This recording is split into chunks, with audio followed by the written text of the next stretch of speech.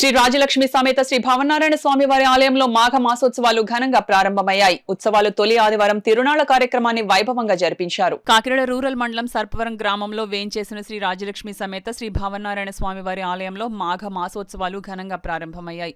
అందులో భాగంగా మొదటి ఆదివారం తిరునాళ్లు కార్యక్రమం జరిగింది. కాకినాడ పరిసర ప్రాంతాల నుండి పెద్ద సంఖ్యలో భక్తులు, మహిళలు తరలివచ్చి స్వామివారిని దర్శించుకున్నారు. ఉత్సవాల్లో భాగంగా ఆలయంలో స్వామివారికి పంచామృతాభిషేకాలు, విశేష పూజలు, ఆలయ అర్చకులు కిరణ్ ఆచార్యులు శాస్త్రోక్తంగా జరిపించారు. జిల్లా నలుమూలల నుండి పెద్ద సంఖ్యలో భక్తులు తరలివచ్చి ఆలయం ఎదురుగా గల పుష్కరిణిలో పుణ్యస్నానాలు ఆచరించి స్వామివారిని దర్శించుకుని పూజలు చేశారు.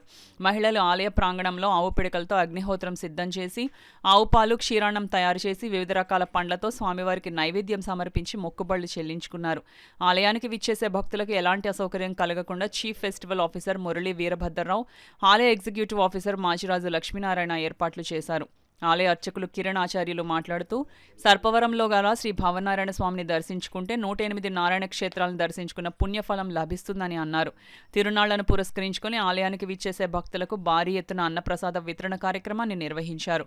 పెద్ద సంఖ్యలో భక్తులు తరలివచ్చి స్వామివారి దివ్య ప్రసాదం స్వీకరించి తరించారు. కార్యక్రమంలో గ్రామ పెద్దలు పుల్లా శ్రీరాములు, పుల్లా శ్రీను, ముద్దన సూర్యప్రకాష్, దేవాదాయ ధర్మాదాయ శాఖ అధికారులు, సిబ్బంది పెద్ద సంఖ్యలో ప్రజలు పాల్గొన్నారు.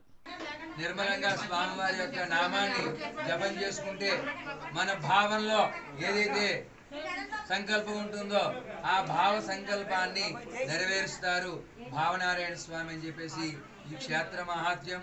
అష్టోత్తర శతంలోకే మమ క్షేత్రాని నారద తేషాం సర్పపురి క్షేత్రే యవమాత్రాధికం ఫలం భావనారాయణ శ్రీమాన్ ఆరూఢ పదగేశ్వర ఆవిర్భువనే నారదాయ మహాత్మనే అని ఈ క్షేత్ర మహాత్మ్యం యొక్క మొట్టమొదటి శ్లోకం.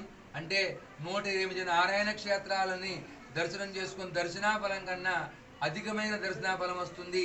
ఈ సర్పవరంలో వేయించేసి ఉన్న భావనారాయణ స్వామి దర్శనం చేసుకుంటే 108 క్షేత్రాల దర్శన ఫలితం వస్తుంది. ఎప్పుడంటే మాఘమాసంలో భానువారం నాడు స్వామివారికి ఇక్కడ దర్శనం చేసుకోవాలి. ఇక్కడ 2 తీర్థాలు ఉంటాయి. ఒకటి నారద గుండము, రెండవది ముక్తిగా సరస్సు. నారద సరస్సులో స్నానమాచరించి, ముక్తిగా సరస్సులో స్నానమాచరించి ముగ్గురుగా వేయించేసి ఉన్న 3 భావనారాయణ స్వామి వారిని, అంటే స్వయంభూ శ్రీ పాతాళ భావనారాయణ స్వామి, నారద మహాముని యొక్క ప్రతిష్ట రాజ్యలక్ష్మి సమేత భావనారాయణ స్వామి, అలాగే అనంతుడనే సర్పం చేత ప్రతిష్ఠించబడిన మూల భావనారాయణ స్వామి. ఈ ముగ్గురు స్వామిని దర్శనం చేసుకుంటే పరిపూర్ణమైన ఆరోగ్యం కలిగి మనశ్శాంతితో భావనారాయణ స్వామి అనుగ్రహంతో 108 నారాయణ క్షేత్రాలను దర్శించుకున్న దర్శనాఫలం కన్నా అధికమైన ఫలితం వస్తుంది. భక్తులందరూ కూడా తరలి వచ్చి స్వామివారిని దర్శనం చేసుకుని తీర్థ ప్రసాదములు, మహా అన్న ప్రసాద వితరణ జరుగుతోంది. ప్రసాదాన్ని స్వీకరించి వెళ్ళవలసిందిగా కోరుచున్నాం. జై శ్రీ భావనారాయణ స్వామి. అలాగే ఈ మాఘమాసంలో విశేషమైన చతుసప్తమి, మాఘ శనివారము, పౌర్ణమి పర్వదినాల్లో కూడా ఈ స్వామివారిని దర్శనం చేసుకుంటే విశేషమైన ఫలితం వస్తుంది.